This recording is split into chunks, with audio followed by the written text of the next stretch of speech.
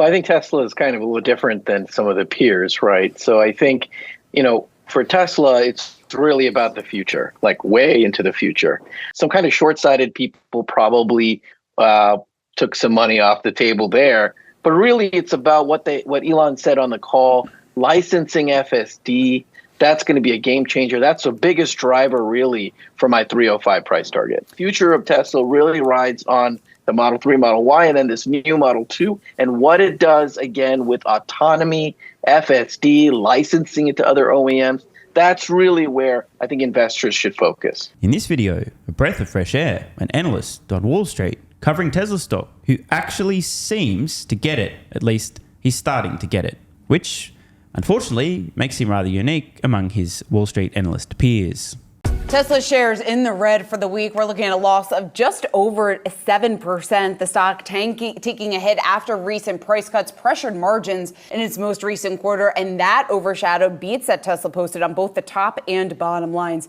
Here with more on what this means for the EV giant and also what we could expect here from other automakers over the next several weeks. I want to bring in Tom Narayan. He's RBC Capital Markets equity analyst. Tom, it's great to see you here. So despite some of the concerns that we're seeing from the street, you reiterated your outperform rating. You kept your price target of 305. Why aren't you buying into some of the worry that we have seen from others, from some of your peers? You guys remember Tom, right?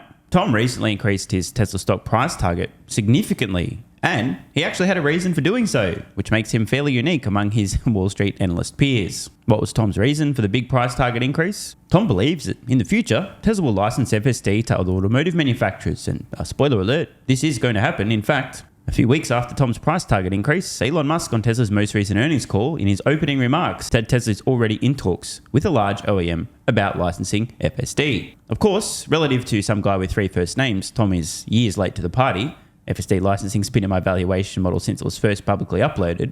But the point here, Tom appears to understand Tesla in a way many of his peers on Wall Street simply don't. Maybe Tom's a little more courageous, maybe he's a little more competent, or maybe a combination thereof. And that being said, a 305 price target on Tesla stock, as in that's what Tom believes fair value is over the next 12 months, seems absurdly low to me. But what would I know? I'm just some idiot on YouTube. In either case, Tom should be commended for his courage. He actually put something in his Tesla valuation model in anticipation of an announcement, as opposed to most others on Wall Street, who would rather wait until they literally get turkey slapped in the face with the information after it's occurred before even considering putting it in their valuation model. Maybe I have unreasonable expectations, but given how intelligent the folks on Wall Street are who are analysing companies, I would have thought that they'd use their big brains to anticipate things ahead of time, assign a probability, and integrate that, a probabilistically weighted outcome, into their valuation models ahead of time. You might even call this a forecast of future events, as opposed to just waiting until something's already happened and then telling us after the fact, seeing themselves more as reporters than forecasters. For example, if in the future Tesla solves autonomy and the robotaxis awaken, I would prefer to have been somebody who'd actually anticipated this outcome ahead of time, modeled it out ahead of time, probabilistically weighted it, how likely is this to occur, and implemented it into my valuation model and therefore my fair valuation, aka my price target, before it occurred, rather than waiting until this actually happens and then scrambling to tell everybody what they can now already figure out for themselves. Maybe I just have unreasonable expectations. The point I'm making here, Tom appears to be thinking a little bit differently to many of his colleagues on Wall Street, and I like this. So congratulations to Tom. It's good to see some balls and brains in action on Wall Street. Well, I think Tesla is kind of a little different than some of the peers, right? So I think, for Tesla, it's really about the future, like way into the future. Man, this is music to my ears. It's not that often you'll hear an analyst discussing Tesla, talking about way into the future.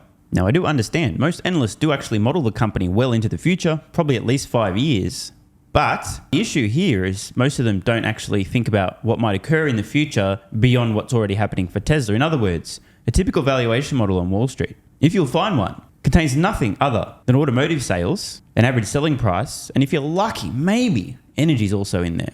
No robotaxis, no FSD licensing, no humanoid robot, and in fairness, that's probably not going to make much of an impact in the next 5 years. No dojo as a service, nothing other than what's already clearly happening right now, just extrapolated into the future.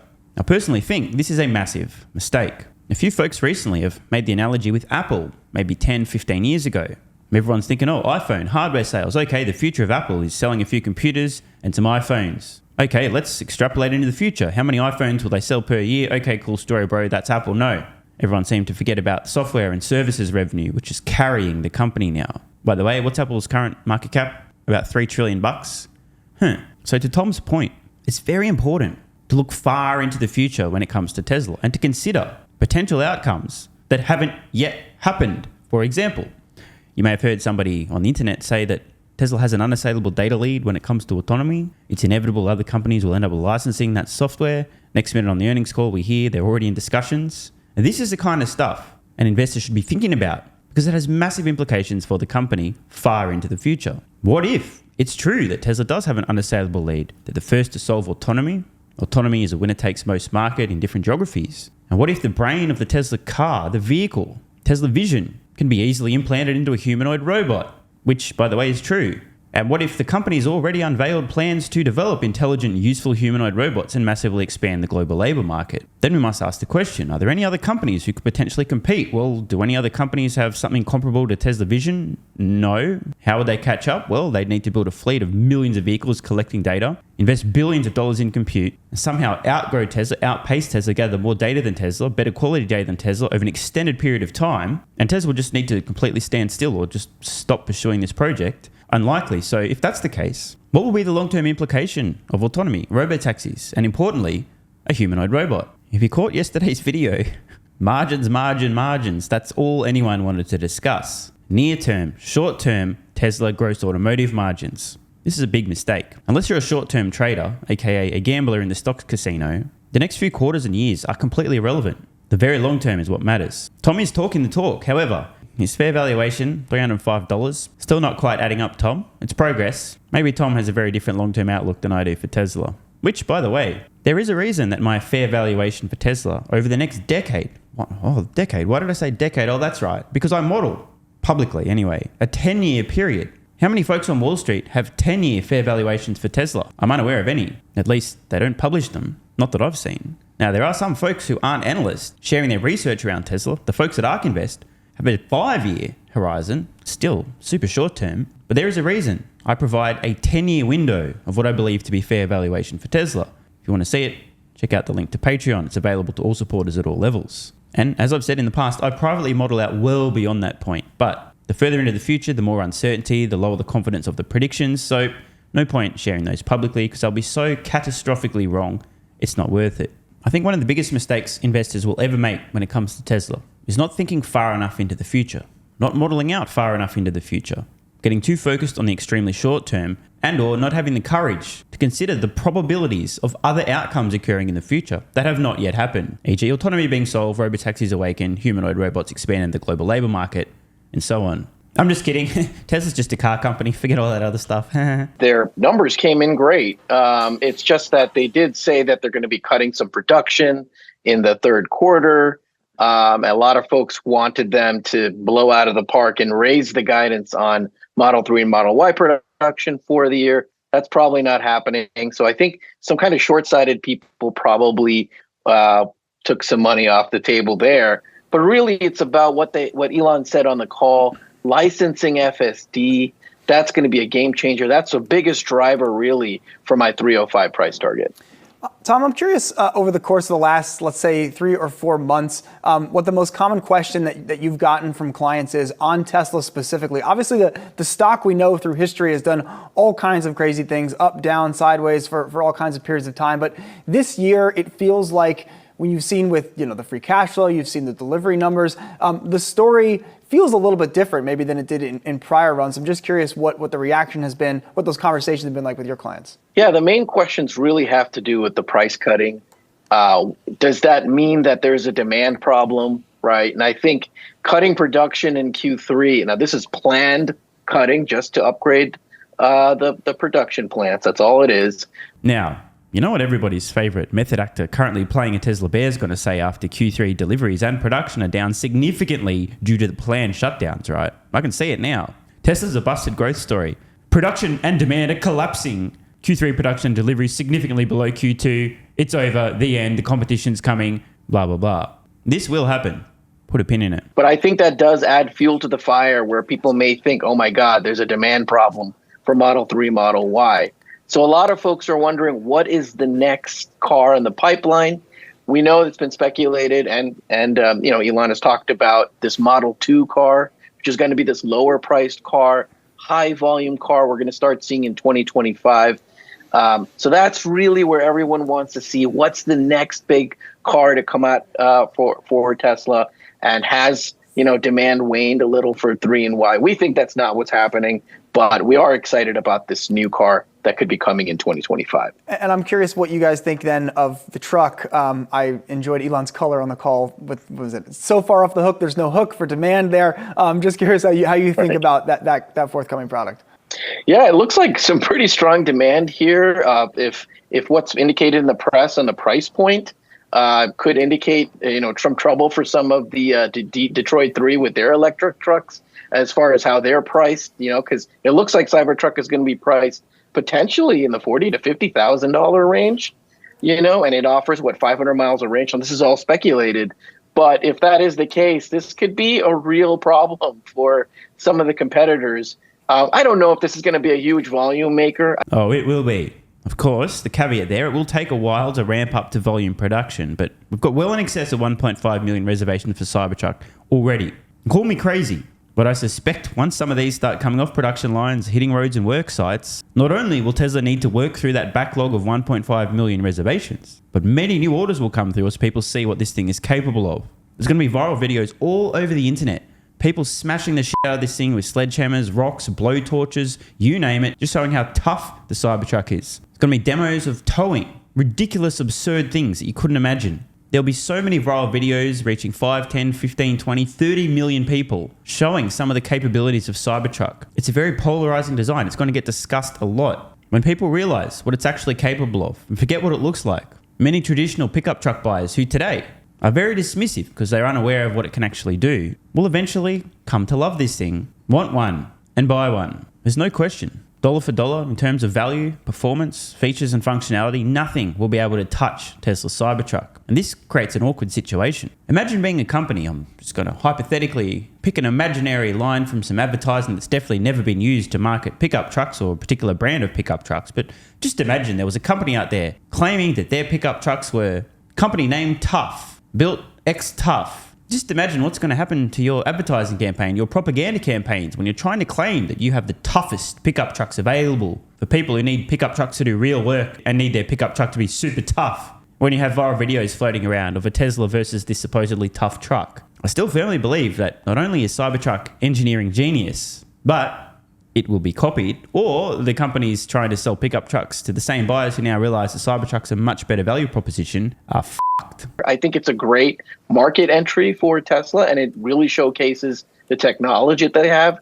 But ultimately, the future of Tesla really rides on the Model 3, Model Y, and then this new Model 2, and what it does, again, with autonomy, FSD, licensing it to other OEMs. That's really where I think investors should focus. The dude is singing my song here. Now, regarding the Model Y, for the next little while, a couple of years, it is going to carry Tesla. Absolutely carry the company. It's already the world's best-selling vehicle. Early in 2023, it will be for the full year as well. And that is with an absurdly high price point relative to most of the world's best-selling vehicles, which are significantly cheaper. Just imagine what happens when the next-gen vehicle is available for about half the price of a Model Y, which is already the world's best-selling vehicle. Remember, a linear decrease in price causes an exponential increase in the number of people who can afford to buy it. At the same time that Tesla's next-gen vehicle is being developed, produced, and first deliveries are commencing, give or take, they'll have solved autonomy, at least in certain regions globally. The robotaxis will be awakening. I believe sometime in the next 2 to 3 years, Tesla the company is going to enter the next stage of hypergrowth. So what do we have here? This is Tesla's current installed capacity for vehicle production. In California, the Fremont factory, we've got Model S and X capacity of 100,000 vehicles a year. Model 3 and Y, 550,000 vehicles a year. In Shanghai, the Model 3 and Y, greater than 750,000. Spoiler alert, it's around 1.125 million. Talk about sandbagging.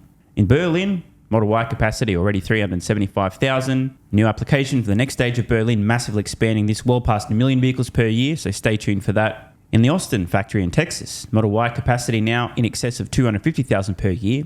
All of these are now existing production lines in different factories. Cybertruck tooling underway, production soon. In Nevada, the Tesla Semi pilot production underway. And now the gigantic clue.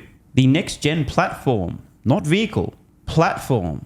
Spoiler alert, there will obviously be variations on this platform. Just as the Model 3 and Y are variations on a single platform, so too will there be at least 2, maybe 3 plus variations on the next-gen vehicle platform. You know, the 50% cheaper one that they unveiled at Investor Day, the new manufacturing system, the modular, yeah, that thing. So expect 2, 3, maybe even more than that, new models of Tesla vehicle just around the corner that are approximately half the price of today's 3 and Y. But wait, there's more. Look at the leftmost column here, region. The next-gen platform, region. Doesn't say Mexico, which we know is going to be one location they're producing vehicles from this next-gen platform. It says various regions. Do you understand what this means? Tesla is planning to produce their next-generation vehicle, the variations on this platform, at various locations globally. We already know about one of them, Mexico.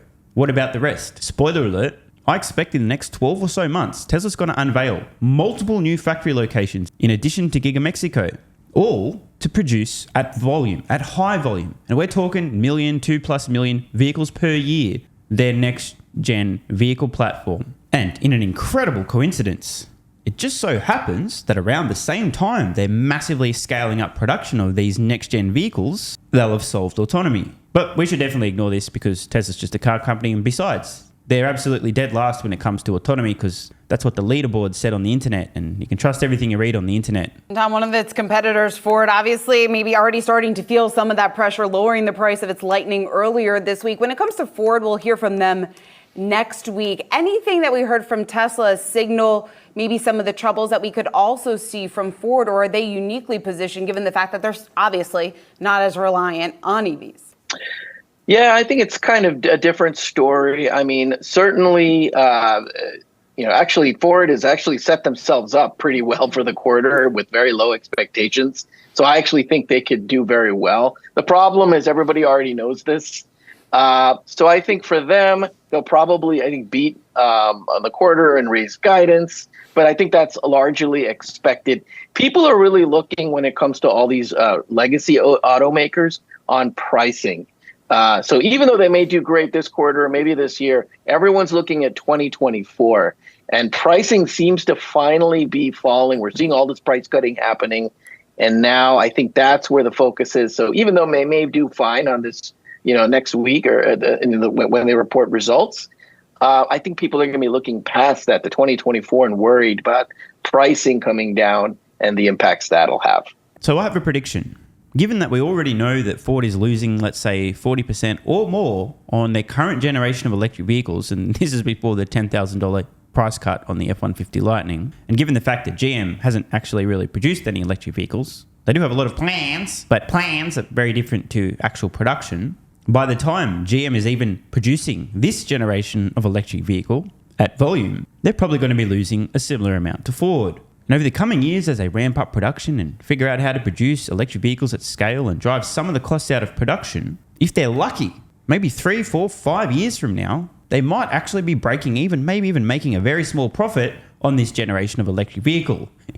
But there's just one problem. By the time Ford and Government Motors are maybe not losing money, maybe actually making some money on this generation of electric vehicle, Tesla's next-gen vehicle will be coming off production lines in the cumulative millions for about half the price of today's 3 and Y, which are already, give or take, about 60% more profitable than, say, Ford or GM electric vehicles. In short, GM and Ford are kind of fucked, especially GM. Tesla, through their relentless focus on driving costs down and innovation, are going to unintentionally, but as a direct side effect of this, cause most legacy automotive manufacturers to go extinct as they try and fail to produce compelling, profitable electric vehicles at scale. We saw earlier in Tesla's Q2 2023 earnings report, the vehicle platform that will end the ice age will be produced at various locations globally. And I expect we'll hear those locations in the next 6, 8, 9, 12 months. Construction on those factories, give or take, next 24, maybe 36 months, worst case, will be completed, ramping up production. At that point, Ford and GM, if they're lucky, might be breaking even on their current generation EVs. It's game fucking over. And to add insult to injury, then there's the whole autonomy thing. Sure, I'm glad I'm not a legacy automotive manufacturer. The key lesson in today's video, I think many investors are going to massively regret not focusing on the very long term when it comes to Tesla. And speaking of the long term, I thought I'd share this. I tweeted this overnight. Had a fun conversation with ChatGPT. I fed it Tesla's historical profits, asked for 30-year estimates. It got to almost $10 quadrillion in profits and said, impossible because world GDP is less. So I asked if bots would expand world GDP, and ChatGPT in response essentially said, jolly good point, sir. The actual conversation clearly much longer than this, ChatGPT pushing back on a lot of points. But in the end, and I quote, ChatGPT said this, with these in mind, your scenario does indeed seem less like pure fantasy and more like a potential future that we need to thoughtfully consider. Now look, I'm not here suggesting that Tesla's going to be doing $10 quadrillion in annual profits in 2052. I am, however, considering the possibility that Tesla is successful with their humanoid robot, that they do massively expand the global labor market, that X.ai and or Tesla solves AGI. These humanoid robots are not only as dexterous and then more dexterous than humans, but as intelligent, then far more intelligent than humans, and that as a result, world GDP could easily increase by 50 to 100 times or more if billions of these humanoid robots can provide useful labor. This is the kind of thought exercise that I don't think too many analysts on Wall Street are undertaking, because it's too far into the future, too much uncertainty, so why bother even thinking about this? By the way, let me know in the comments below if any of my Twitter subscribers would like to see the full transcript of this conversation. I'll be happy to post it if enough people are interested. One of my subscribers, who I think has a little bit of inside information about Tesla and their artificial intelligence efforts, responded, now, ask the Tesla AI. What a tease. Athletic Greens AG1 has given me a massive, meaningful boost in energy, allowing me to do a lot more every day, including using my brain more and using my body more. I highly recommend you guys and girls check it out. Athletic Greens AG1 is an excellent way to fill in nutritional gaps. It's got 75 high-quality vitamins, minerals, and whole food source nutrients, plus prebiotics and probiotics and digestive enzymes and adaptogens to help you deal with stress. Plus, if you click the link in the pinned comment or head to drinkag1.com/SMR, you can get yourself a 1-year free supply of vitamin D3 and K2. But don't take my word for it. Here's what some of you guys and girls have to say. AG1 has changed my life. I was, as you described, treating myself like a circus, ate like trash, rarely exercised, used alcohol as a stress crutch, cannabis also. AG1 is what gave me the kick in the ass, got me back to the gym, motivated me to do more for myself, family, my business, etc. Keep doing what you do. Now, I know there's some skeptics, the same kind of people who think Elon Musk is a fraud, reading this going, what do you thought? There's no way that's possible, bro. It must be a placebo effect. Believe it or not, this is a recurring theme. If you give your body everything it needs to feel and perform its best, including having a lot more energy, you'll need ways to use that energy. For me personally, that includes more exercise, moving my body more social activity, and more cognitively demanding tasks, including producing a ton of exclusive content over on Twitter and on Patreon, plus my daily YouTube uploads. The proof's in the pudding. On to another testimonial from a viewer of this channel. SMR, you asked me to provide feedback on AG1. Here it is. It has helped with mental acuity, stamina, and intestinal waste management. Can't read between the lines. It certainly helps with regularity and digestion. That's what the digestive enzymes are for. It has also dramatically reduced my cravings for sugar. You guys need to stop eating sugar. It's fucking poison. I'm 50, 5'9", and overweight, aka a fat motherfucker. I think that's a technical term for overweight, isn't it? Is it fat motherfucker or obese? I can't remember. I average 100 hours a week in the West Texas oil fields as a safety supervisor. Jesus Christ, dude. No wonder you're struggling to keep your weight under control. 100 hours a week. Brutal. It has helped me lose weight. It is not an appetite suppressant. It can help fat people suppress cravings, and motivation to be healthier is critical for changing your diet. Love you, brother. Again, this is a great point and something people really don't seem to grasp. If you have more energy, everything becomes easier. It's like turning on easy mode for life. A few years ago, before I was taking AG1, my health was trash. I was struggling to get through the day, had afternoon fatigue. The last thing I wanted to do was either use my brain or move my body. Didn't have the energy. Now, my biggest struggle every day is figuring out ways to use that energy. I'm exercising way more, doing a lot more with my friends and family, and of course, my work output has increased substantially. And you can fact check me. Check out the average length of my videos I was posting to YouTube 3 years ago. Need I say more? And one final testimonial. Love this one.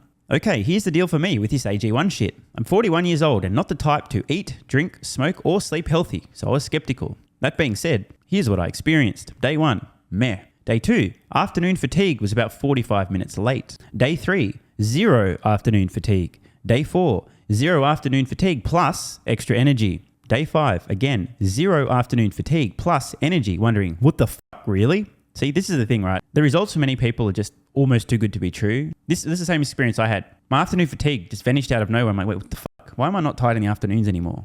Surely, it's not that AG1 shit, is it? Turns out it was. Day 6 and 7, same thing. Day 8, same thing. Plus, I had the want to get things done around the house that I normally would slack off and not get done. Again, the point, extra energy, you'll need to use it, you'll find ways to use it. Day 9, 10, and 11, and today is day 12.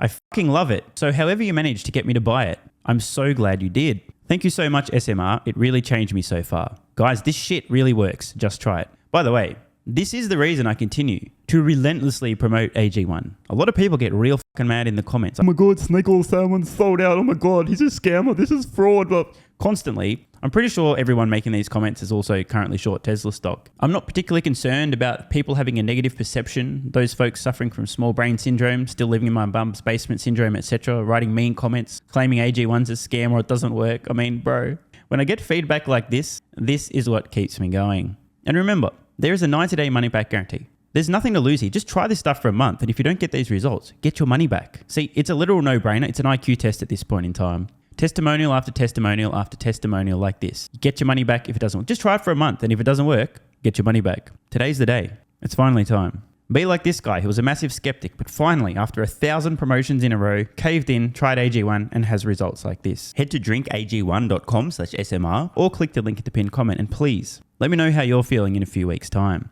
Now, if you'll excuse me, time to put my extra energy to good use. I'll be recording some more exclusive content for Patreon and my Twitter subscribers. So click the links in the pinned comment. See you over on Twitter and or Patreon. And don't forget to grab your AG1. Love ya.